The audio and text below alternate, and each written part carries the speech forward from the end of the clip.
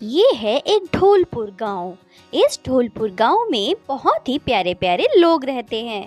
यहाँ के लोग मुसीबत आने पर एक दूसरे की सदैव मदद करते हैं। ये गांव बहुत ही प्यारा और बहुत ही सुंदर दिखने वाला एक प्यारा सा गांव। लेकिन इसी गांव में एक रामू नाम का बहुत ही बदमाश लड़का रहा करता था।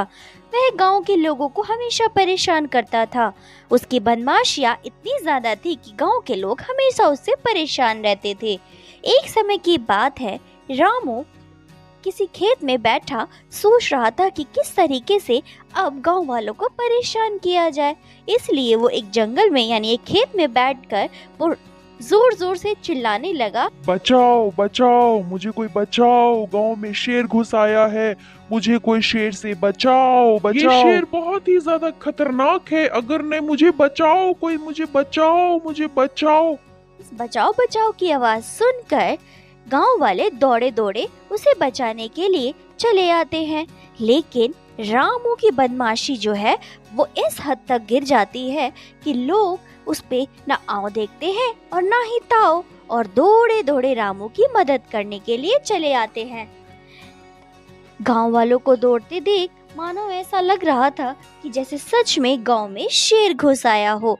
सभी लोग हाथ में डंडा, उन्हें जो भी हथियार मिला वो लेकर दौड़े चले आते हैं। लेकिन जैसे ही वो खेत में जाते हैं वहाँ तो कोई भी शेर नहीं नजर आता। इस बात को देखकर गांव वाले बहुत ही ज़्यादा गुस्से में आ जाते हैं। वह देखते हैं कि गांव में तो कोई भी शेर नहीं है। इसलिए सभी लोग आपस में बात करते हैं, ये ज़रूर से रामू की चाल थी। उसने हमें बेवकूफ़ बनाया और हमें परेशान किया। ये सब सुनकर बोलकर सब लोग वापस अपने काम पर चले जाते हैं।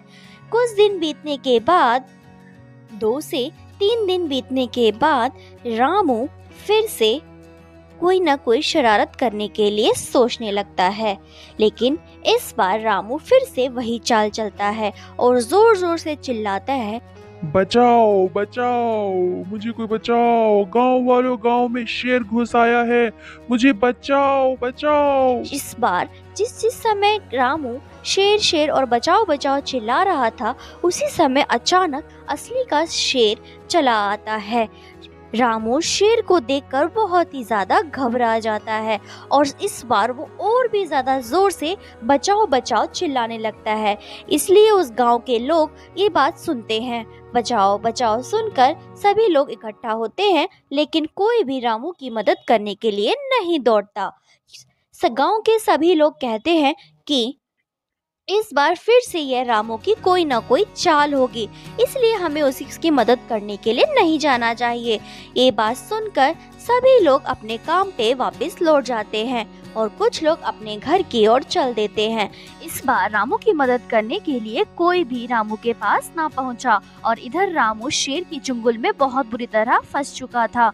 वह शेर की चुंगल से बाहर निकलना चाहता था, लेकिन उसके विश्वासघात की वजह से उसकी मदद करने के लिए कोई ना आ पाया और इसलिए उसे अपनी जान गंवानी पड़ी। बच्चों, कहानी से क्या सीखने को मिलता है?